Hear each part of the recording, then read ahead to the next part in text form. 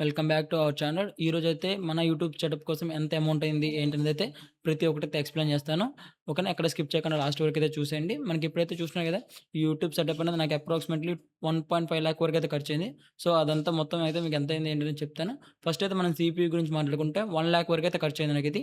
ఈ సీపీయూ అనేది గేమింగ్ కోసం గానీ, వీడియో ఎడిటింగ్ మనకి దేనికైనా కానీ బెస్ట్ అయితే పర్ఫార్మెన్స్ అయితే ఉంటుంది. సో, ఎక్కడ మనకి ఎటువంటి ప్రాబ్లమ్ అయితే ఉండదు. అండ్ కీబోర్డ్, మౌస్ అయితే 1800 వరకు పడినాయి జిబ్రానిక్స్ బ్రాండ్ నుంచి. అండ్ మైక్ అంటే ఇన్‌పుట్ మైక్ అనేది కావాలి కదా! మన డబ్బింగ్ కోసం. సో, ఇదైతే వచ్చేసి మనకి 4500 దాకా పడింది. మోనో మైక్ ఇది. సో, అవుట్‌పుట్ కోసం అయితే నేను పోట్రానిక్స్ బ్రాండ్ నుంచి అయితే యూజ్ చేస్తున్నా. ఇది 2000 దాకా పడింది అమౌంట్ అయితే. సో, ఇది కూడా అయితే నాకు 20 వాట్స్ దాకా ఉంటుంది. సో, అలాగే మనం మానిటర్ గురించి మాట్లాడుకున్నట్టయితే ఈ మానిటర్ అనేది నాకు 10,000 నుంచి 12,000 దాకా పడింది అమౌంట్ అనేది. సో, 1 ఇయర్ అయిపోతుంది ఇది తీసుకొని కూడా. సో, ఎగ్జాక్ట్‌గా అమౌంట్ అనేదైతే ఐడియా లేదు. సో, ఇదొచ్చేసి మనకి టేబుల్ అయితే చూస్తున్నారు కదా! ఈ టేబుల్ అయితే 4500 వరకైతే పడింది.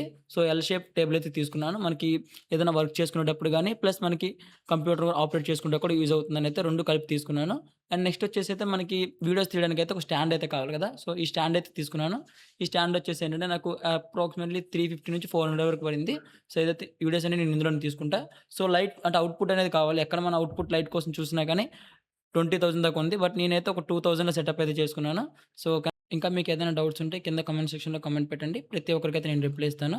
ఓకేనా. ఇంకా మీకేదైనా వీడియోస్ కావాలనుకున్న 1,00,000లో పీసీ బిల్డ్ చేసుకోవాలనుకున్న కింద కామెంట్ చేయండి. నేనైతే వీడియో అయితే సెపరేట్ చేస్తాను. Bye friends.